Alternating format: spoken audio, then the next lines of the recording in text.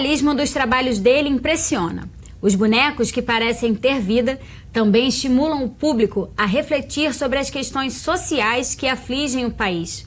Formado em desenho industrial, ele ainda se dedica a ilustrações de livros infantis, oficinas para adultos e crianças, além de colaborar com suas obras em novelas e no teatro.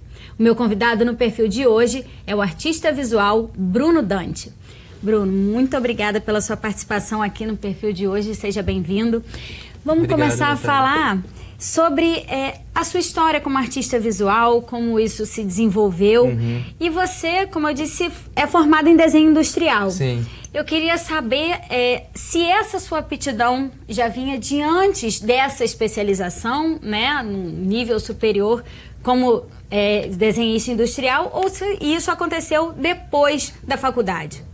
Eu acho que eu não sei determinar especificamente em que momento eu tive contato com a arte. Eu acho que a arte já, de alguma maneira, ela estava um pouco presente no meu olhar, sem eu ter ideia do que era arte. Era intuitivo. Sim, sempre foi muito intuitivo. Minha mãe dizia que eu, desde criança,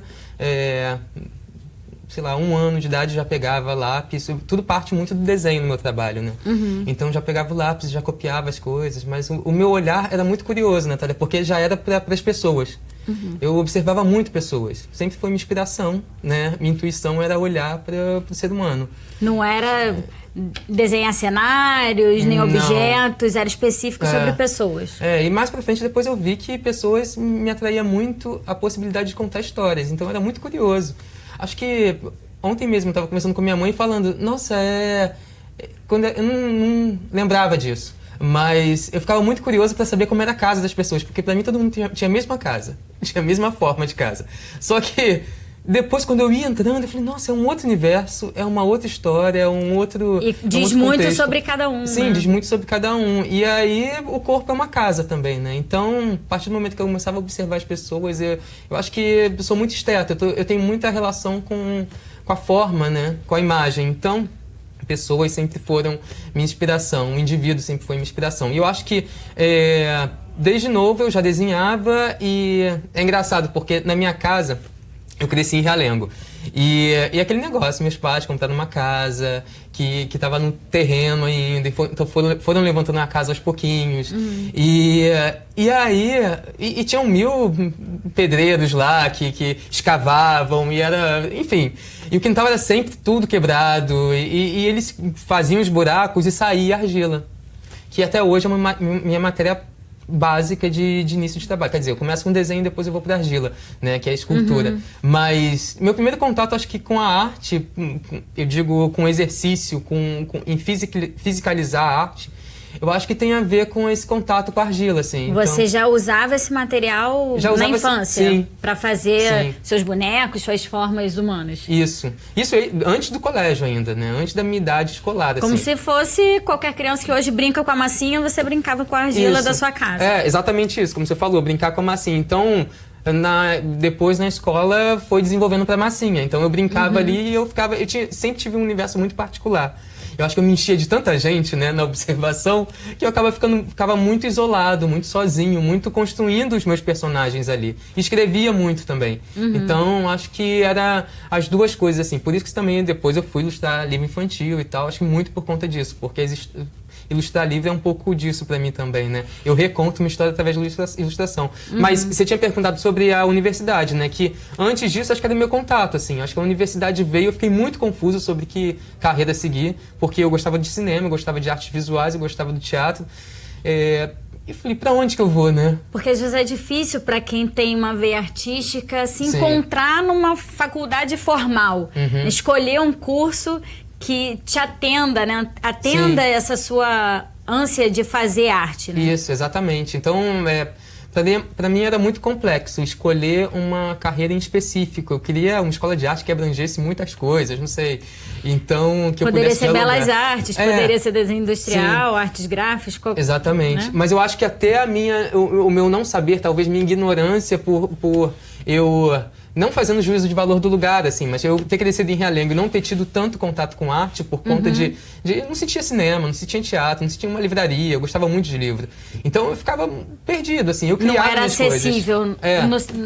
Ao seu redor não era acessível. Exatamente. Né? Então, pra mim, era muito difícil identificar exatamente o que eu queria ali. Porque quando você tem referência, você pode escolher, né? Quando te dá uma opções de coisa, você fala, que legal, eu tenho... O que acontece muito, né? Mas você falou sobre a sua mãe...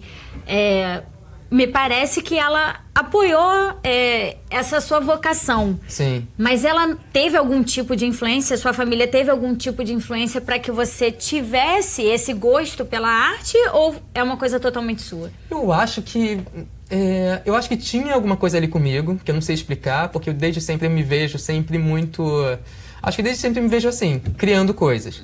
Mas quando eu paro para pensar na minha família, na minha ancestralidade e tal, meu avô, por parte de mãe, ele tinha uma vida, ele era padeiro, mas depois eu vim saber que ele fazia samba, então ele fazia os próprios sambas, assim, num cantinho dele.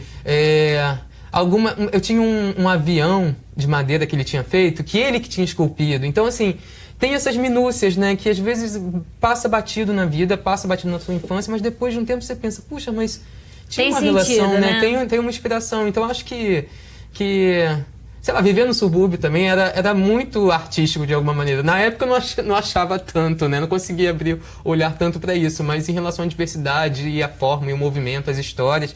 Então... E a gente tem tantos artistas que vêm do subúrbio, sim, né? Claro. Que inspiram a criatividade. Sim. Tem incrível, inúmeros, assim. incontáveis. E muita né? gente com uma alma extremamente sensível que tá ali, que se você... não necessariamente precisa fazer arte, mas que tem um olhar tão artístico, sensível sobre a vida. E é impressionante, né? Que em muitos casos não é, como você falou, no início não era técnica, era pura intuição. E isso acontece com muitos compositores, né? Que vêm de lugares mais humildes, não tem técnica, não tem formação da língua e fazem coisas belíssimas por intuição também, né? E a arte, ela se empodera disso, né? Do que a gente vive, né? Então, pelo menos pra mim, faz sentido a partir do momento que eu, de alguma maneira, tento retratar o que eu observo, né? Eu acho que muitos artistas embarcam nessa também, né? A arte tem diversas vertentes, ela pode entreter, ela pode criticar, ela pode isso tudo também, mas eu acho que a potência dela está em você tá testemunhando o que está acontecendo e tá trazendo a tua perspectiva para você dividir com as outras pessoas e as outras pessoas criarem outras perspectivas, então acho que isso que é mais lindo também, né?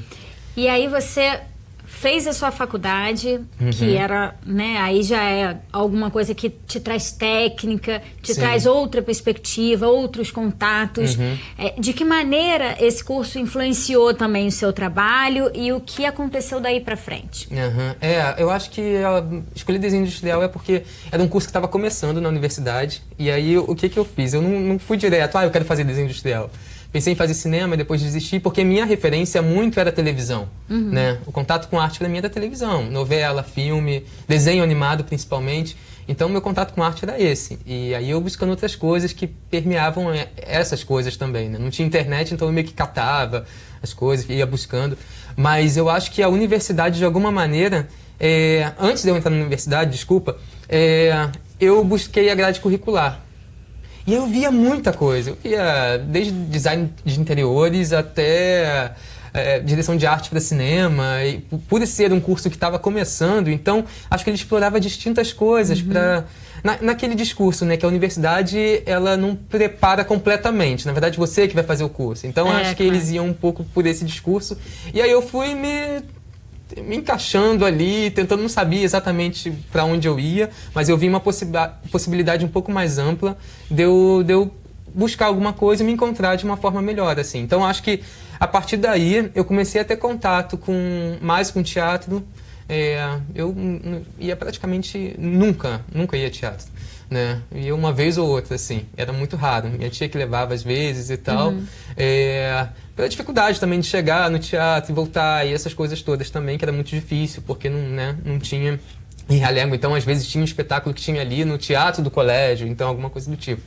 Mas eu acho que a universidade, ela foi me mostrando algumas coisas. E aí, a partir dali, eu fui buscando por fora, assim. É a mesma coisa que acontecia na infância, então, eu via o filme, o desenho animado, e ia buscando o que fazia um artista criar aquilo, então ia buscando... Mas ia o se seu primeiro desenvolvendo. interesse foi com o teatro? Eu acho que de alguma maneira sim, porque foi meio que junto, assim, porque eu desenhava desde sempre. O teatro, eu acho que às vezes eu falo que o teatro, ele de alguma maneira, ele abraçou o meu trabalho, mas eu acho que eu abracei o teatro também de alguma maneira, porque ele tinha uma característica muito forte, que era contar histórias. Então, eu me relacionava com as pessoas através de observá-las, através das histórias que você também criar alguma coisa, uma escultura, é você contar uma história também. Uhum. Então, eu acho que o teatro, ele me ajudava também a contar essa história. Então, eu vi uma vez uma companhia de teatro chamada PECOD, que é uma companhia de teatro de animação muito importante aqui no Brasil, que tem sede no Rio de Janeiro. E aí fiz um curso com o diretor, com o Miguel Velinho, que depois virou meu amigo, assim, e eu falei, Miguel, deixa eu varrer até o espaço de vocês, eu quero ver como é que funciona isso. Eu já fazia alguns bonecos, já desenhava e tal, mas eu não tinha contato. Eu via animação, eu achava que eu ia ser animador, que eu ia trabalhar com desenho animado, né? E aí o Miguel falou, vem pra cá. E aí ele me chamou quando eu fiz meu primeiro espetáculo foi com a PECOD. E aí ele me chamou para desenhar os bonecos, e aí daqui a pouco ele falou assim, você conseguiria construir esses bonecos? Eu falei, vamos tentar, vamos fazer, porque acho que meu olhar já era escultórico, né? Então, da forma. Então, comecei a fazer e era um espetáculo lindo, porque já era um desafio, porque eram bonecos que eram 5 aquários enormes.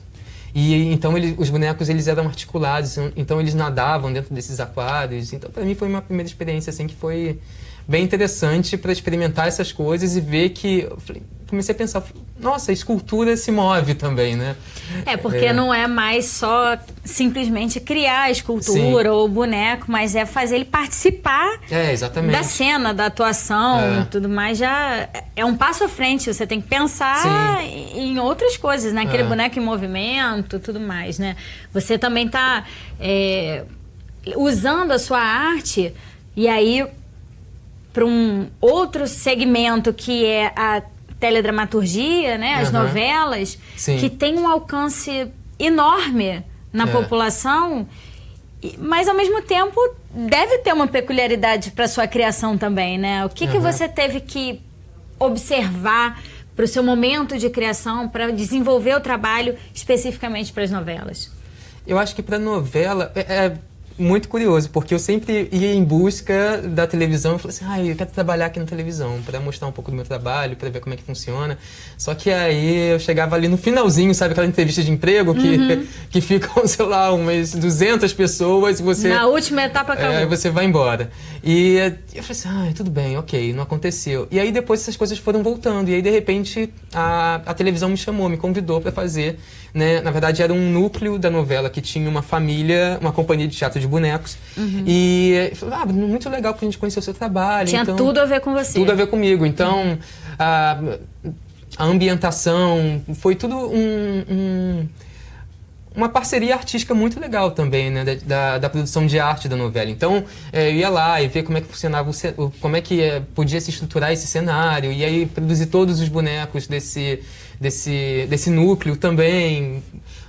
Eu acho que também, mas os atores fizeram oficinas também lá no meu ateliê, então era um trabalho muito junto. Então, de alguma maneira ali era uma outra forma de contar essas histórias também, né? Então, a novela e a forma como isso se amplia também o trabalho, né? A repercussão, né? É absurdo, porque até então eu estava no teatro que tem ali 300 lugares e isso aí. E aí, de repente, numa novela onde as pessoas olhavam, e aí eu senti o meu trabalho ter um contato diferente, era um outro movimento, porque também tem a internet, então no mesmo momento apareciam as pessoas perguntando, e como é que é isso, aquilo? É porque é incrível, algumas pessoas não têm tanto conhecimento, mas cada coisa que aparece na televisão desperta o interesse, né, do público, seja numa roupa que uma atriz usou, uma cadeira que está no cenário, tudo desperta o interesse e as pessoas buscam saber mesmo. E se vem um trabalho artístico, né? A força da televisão é muito forte, né? Aquilo para sua carreira deve ter sido realmente muito importante, né? Eu acho que foi bem interessante, assim, porque é legal você ter o retorno, né? E reconhecimento. Principalmente porque eu crio e de alguma forma alguém se sensibilizar a partir dessa forma que eu crio, muitas vezes é surpreendente para mim. Porque, claro, eu tô ali me sensibilizando também, mas como isso vai acontecendo, eu acho que é uma conexão, eu acho que é um diálogo que está se estabelecendo ali. Então as pessoas... E o papel da arte é esse mesmo, né? Despertar a sensibilidade das pessoas, né? Bruno, vamos fazer um intervalo e a gente volta falando sobre esse assunto no próximo bloco. É só um minutinho, não saia daí.